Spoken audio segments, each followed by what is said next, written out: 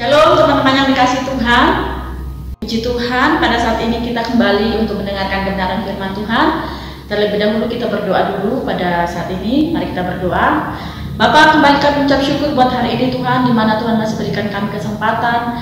Tuhan masih mengizinkan kami hari ini menghembuskan nafas, bukan karena kuat gagah kami, tapi semua karena anugerah Tuhan. Terima kasih buat nafas kehidupan kami Tuhan. Terima kasih untuk anugerah-Mu. Terima kasih untuk segala sesuatunya. Kami akan merenungkan kebenaran firman-Mu. Tuhan, tolong kami dari awal pertama sampai akhirnya.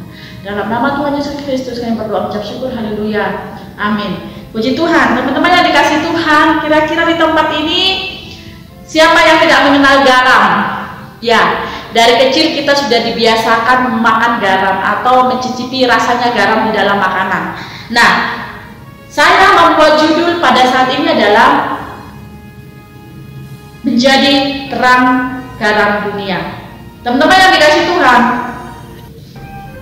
menjadi terang, menjadi garam dunia di tengah-tengah kehidupan saat ini, di tengah-tengah kehidupan yang hiruk pikuk ini, mungkin buat kita akan susah. Mungkin buat kita, Kak, aku bisa nggak sih terang di antara kegelapan? Teman-teman yang dikasih Tuhan, kita bisa menjadi terang dimanapun kita berada. Kenapa? Karena kita ini sudah ditebus oleh darah Yesus. Kita ini adalah anak-anak terang, anak-anaknya Tuhan.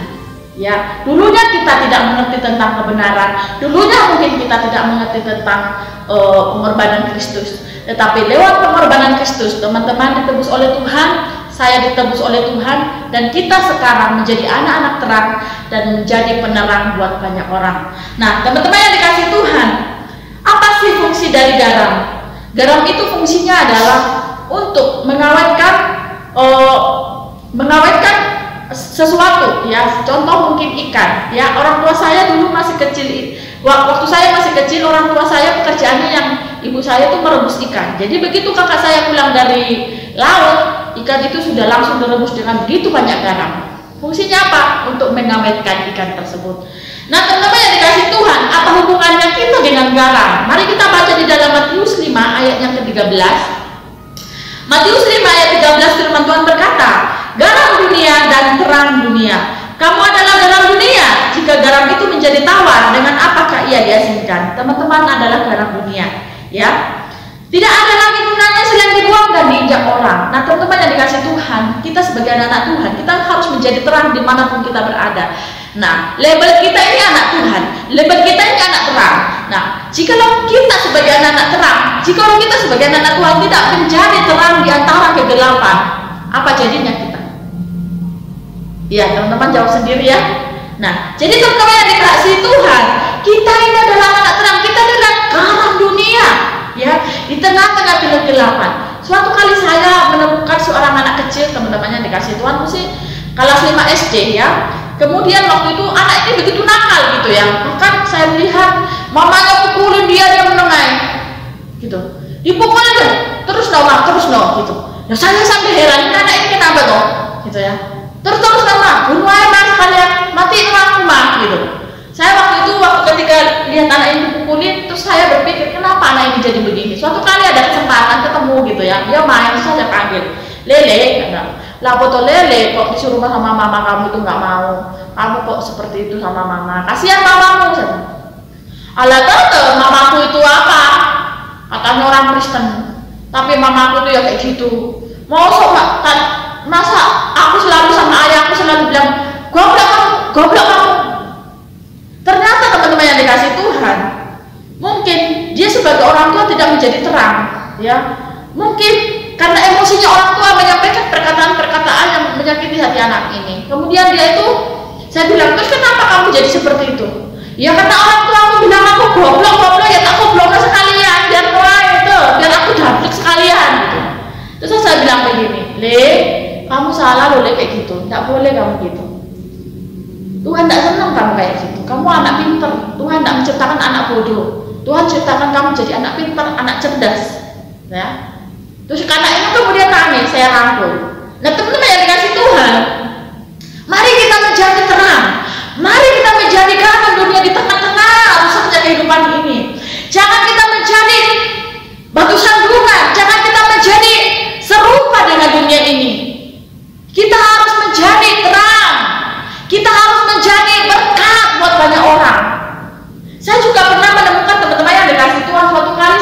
bukan anak Tuhan ini teman-teman yang dikasih Tuhan. Anak-anak Tuhan ikut-ikutan membuli gitu ya. Dia lupa posisinya dia sebagai apa, dia lupa posisinya sebagai anak terang, dia lupa posisinya sebagai anak Tuhan.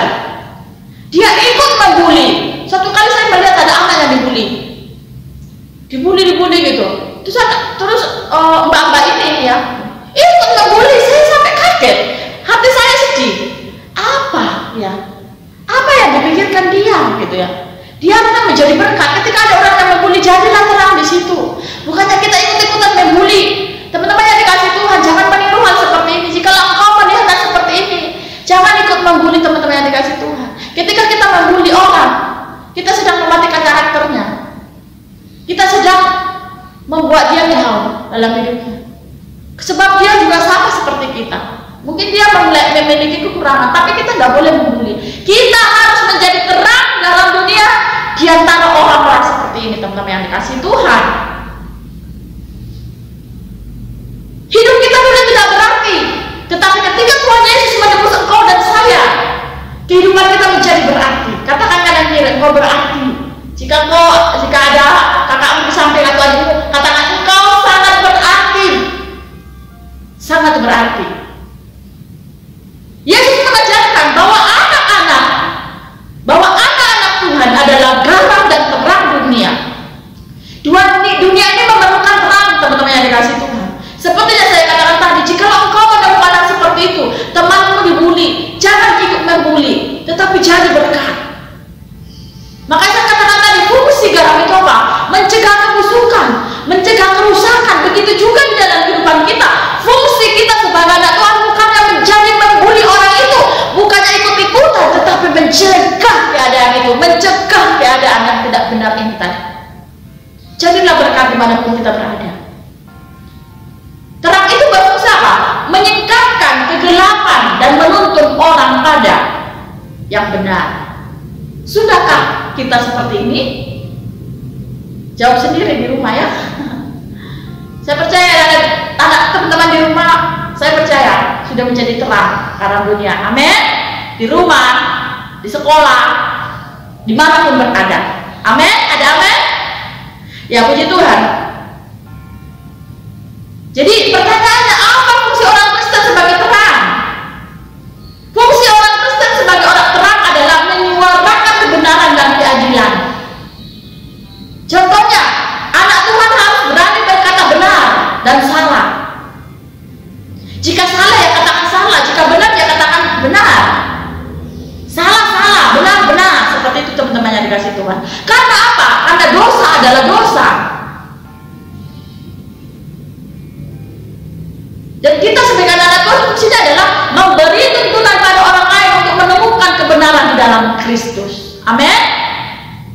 Ada amin? Puji Tuhan. Teman-teman yang dikasih Tuhan, firman Tuhan itu harus nyata di dalam hidup kita. Makanya kita nggak cuma mendengar firman, tetapi kita harus menjadi pelaku firman. Supaya apa? Supaya kita menjadi terang di antara kegelapan itu tadi. Kita harus menjadi manusia yang dibutuhkan semua orang. Amin. Ada nggak sih teman-teman merasa kadang-kadang begini? Tuhan, terima kasih, Engkau sudah memilihku menjadi bagian untuk mendapatkan kerajaan surga. Saya berdoa Tuhan, supaya si anu itu juga mengenal Engkau. Jadikan aku menjadi terang, jadikan aku menjadi saluran berkat buat dia, sehingga dia mengerti tentang kebenaran firman Tuhan. Ini sebenarnya harus ada satu beban di dalam diri kita. Ketika kita melihat teman, saudara, keluarga kita yang belum mengenal Tuhan. Suatu kali mungkin ada yang berkata seperti ini, Kak, kadang saya sudah menjadi terang di dalam keluarga, sudah mau menjadi garam terang di tengah-tengah teman-teman, di tempat kuliah, di sekolah. Tapi Kak, saya selalu bilang, sok suci lu, sok bener lu. Teman-teman, jangan dengarkan, jangan hiraukan perkataan itu. Memang kadang secara manusia kita kecewa, sakit hati, tapi tolak perkataan-perkataan yang tidak benar itu. Tolak sakit hati yang ada di dalam dirimu. Jadilah terang dimanapun kau berada. Karena teman-teman yang dikasih Tuhan, mereka tidak membawa engkau masuk ke dalam kerajaan surga, Tetapi setiap orang yang bertahan pada kesudahannya, dia yang akan masuk bersama-sama dengan Tuhan di surga. Kita bersama-sama di surga. Jadi dia tidak berhak membawa kita. Oleh sebab itu, teman-teman yang dikasih Tuhan, jika kau menemukan teman-teman yang seperti itu, tetaplah bertahan di dalam iman percayamu. Tetaplah menjadi terang dimanapun engkau berada. Amin. Puji Tuhan.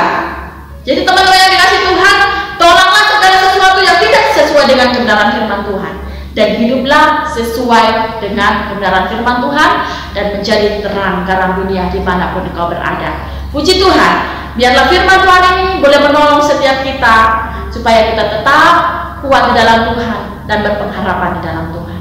Puji Tuhan, kita berdoa. Bapak yang baik, kembali kami ucap syukur buat firman-Mu pada saat ini, mengajar kami kembali Tuhan, supaya kami menjadi terang garam dunia di tengah-tengah dunia yang gelap ini. Ajar kami Tuhan, seringkali kami mungkin menerima penolakan, tetapi kembali Engkau menegur kami untuk kami kembali Tuhan, mengingat janji-Mu yang setia di dalam hidup kami. Bapak, ajar kami Tuhan untuk terus menjadi terang, baik di rumah, di sekolah, di tempat kuliah, dimanapun kami berada Tuhan. Jadikan kami terang. Terpujilah nama-Mu Tuhan, biarlah firman ini boleh menolong setiap kami. Di dalam nama Tuhan Yesus Kristus kami berdoa mengucap syukur, haleluya. Amin. Puji Tuhan teman-teman yang dikasih Tuhan. Tuhan Yesus memberkati. Shalom.